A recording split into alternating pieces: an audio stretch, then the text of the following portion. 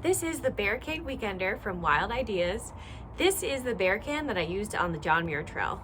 If you're hiking the JMT, a bear can is required in the national parks when you're going through the national parks. And in that area, they have only specific bear cans that they will allow, and this is one of them. I've been getting away without a bear can for quite a long time, but I will say it was time for me to get one because I feel like more and more areas are requiring bear cans in order to protect you and protect bears. I have an Ursack, which is what I use most of the time, and some wilderness areas will allow you to use an Ursack or an Ursack with an aluminum liner instead of a bear can. So that's how I've managed to go this long without owning one. But finally for the JMT, I had to bite the bullet and get a bear can. So I had a request to do a little review of this bear can, and so here it is. I chose this bear can in particular for my JMT hike because it's one of the lightest weight bear cans on the market for its size. This bear can weighs just over 31 ounces, so that's just under 2 pounds, and it has a volume of 650 cubic inches.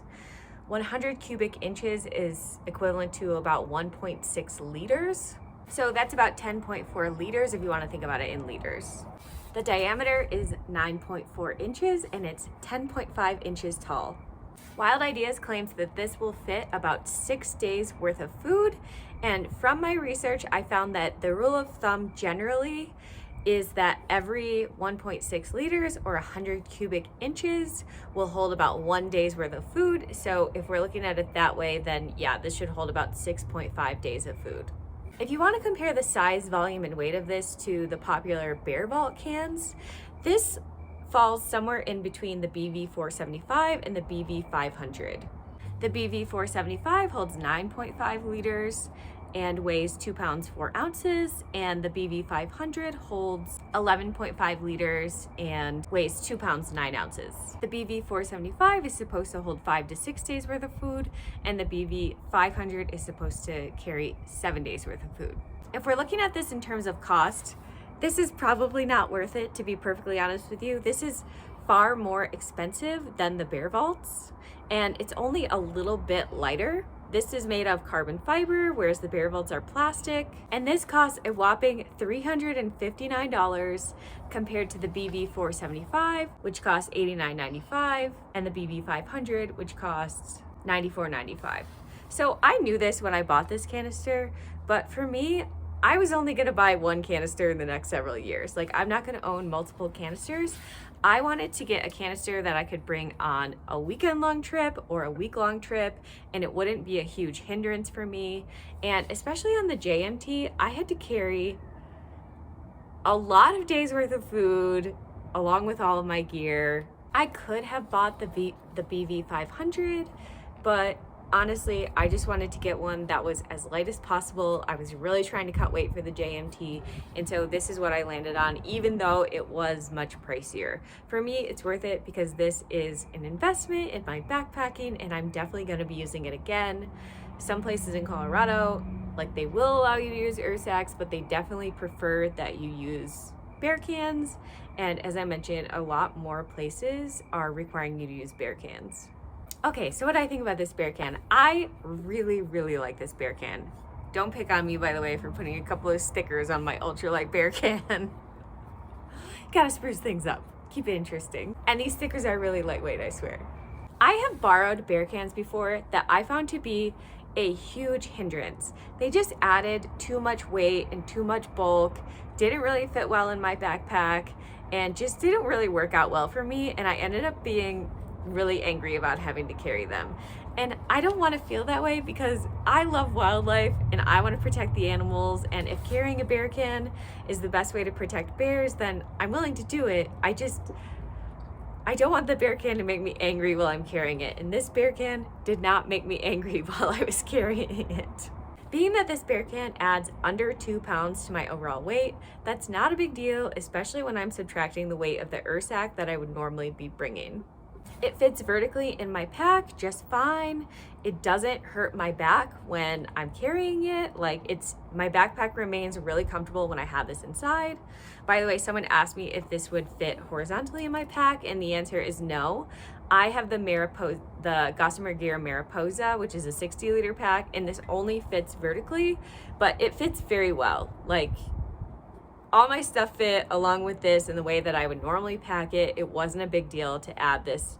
And I put this in the top of my pack. So at the bottom, I have my sleeping bag, then I have my clothes bag, and then I have this on top, and it fits very well, and that's all inside of my pack. I also found this Bearcan to be really easy to use. It just has these 3 screws that attach on the inside, and I brought a quarter, actually I brought 2 quarters in case I lost one, in order to open it and close it. So very, very simple.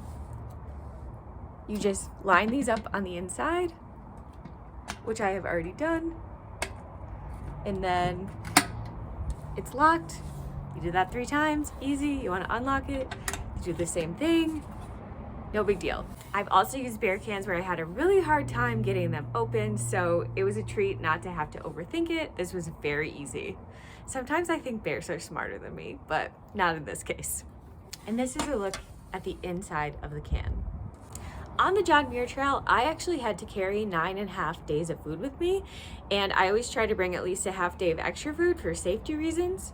And so I actually, in this can, fit almost 9 days worth of food, with the exception of 2 ramens and 3 bagel thins. So even though they say 6 days worth of food, I got almost 9 days worth of food in this.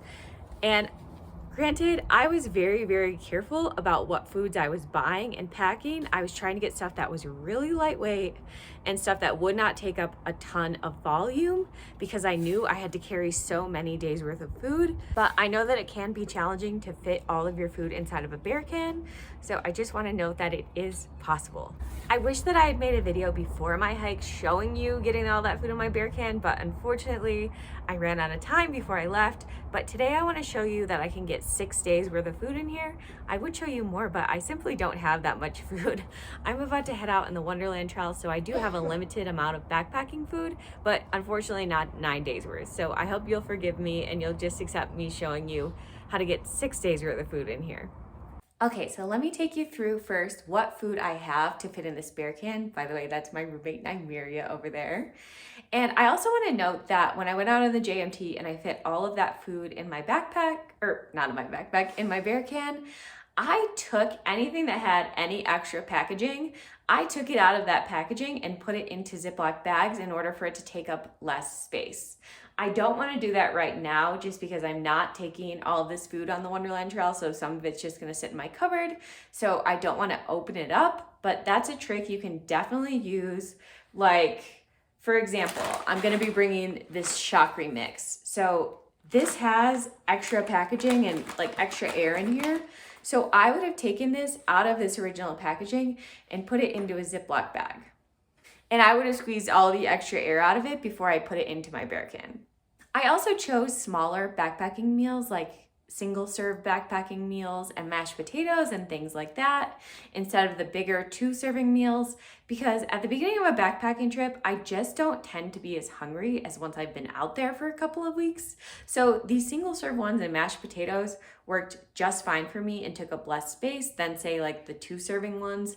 I don't necessarily think those 2-serving ones, like, I don't like taking them out of their packaging and breaking them up and cooking them in freezer bags or anything like that. Generally, if I have a 2-serving meal, probably gonna eat it as one meal, as I think a lot of people are, especially once I've been out there for a couple of weeks. But like these Inertia Trail Foods ones, for example, are single serve meals, and these work really well when I'm just going on like a weekend backpacking trip or at the start of a longer backpacking trip when I haven't gotten my hiker hunger up yet. And the John Muir Trail is pretty high elevation. And I find also that when I go to high elevation, my first few days up there, usually I'm not that hungry. Like the elevation takes away my appetite. So those also work well for times that I'm going up to higher elevation, especially in the first few days of the trip. Okay, so here's what we got going on here. And this is pretty realistic and pretty comparable to what I brought on the JMT. So every day for breakfast, I have a bar and a coffee. I have a trail mix for a snack. I have a fruit by the foot for a snack. I have one extra snack for sometime during the day.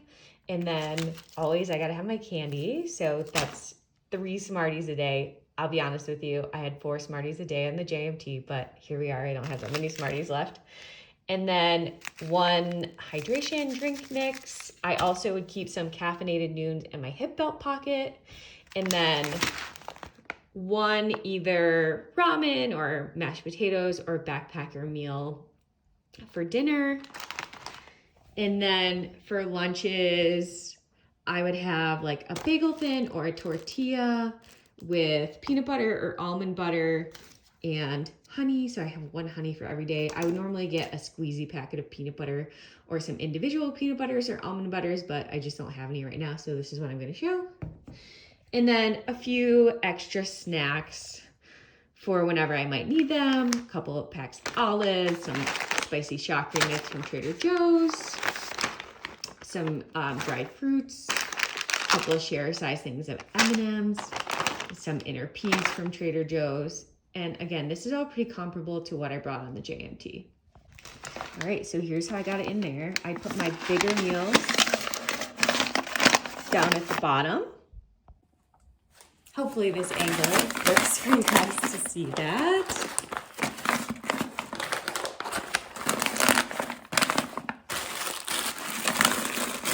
I'd really do my best to fill in all of the empty spaces in the Bearikade. So I'd really try to find any holes in there and fill in those spaces.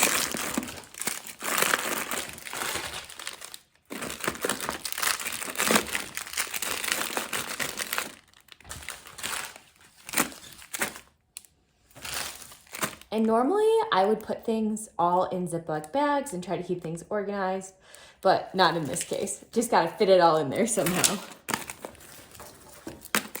It's a little messy, more messy than I like to be, but it is what it is.